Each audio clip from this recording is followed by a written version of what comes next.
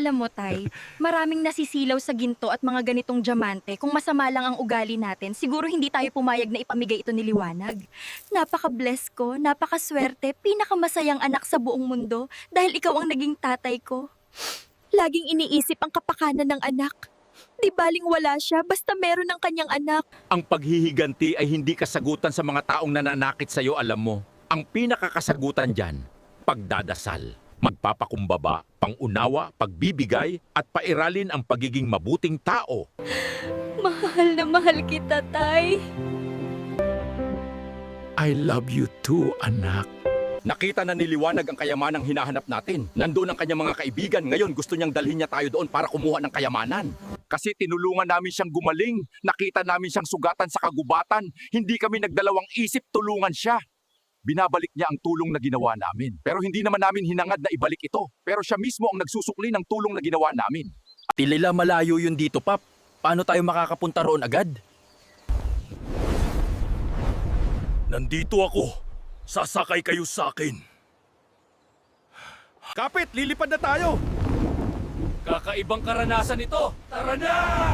Bakit ako ang nandito? Ang bigat-bigat ko. Okay lang kayo? Dapat ang mataba sa gitna, hindi sa likod. Baka mahulog ako. Pabababa na tayo! Natatanaw ko na nga ang ginto.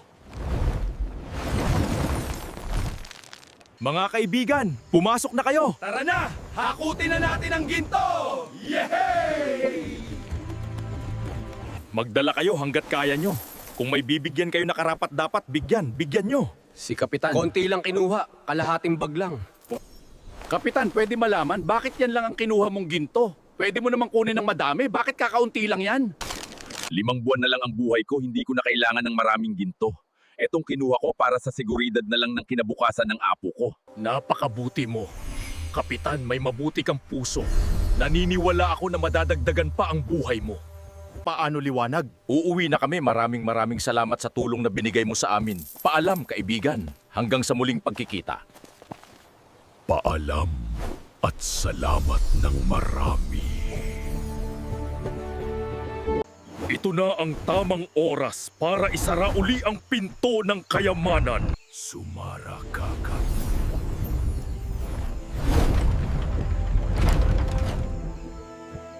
Takpan ng makapal na bakal ang pinto.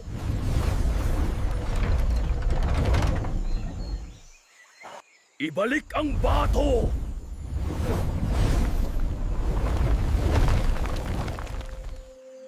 Lagyan ng solidong bato, lumot at ahas na makakamandag.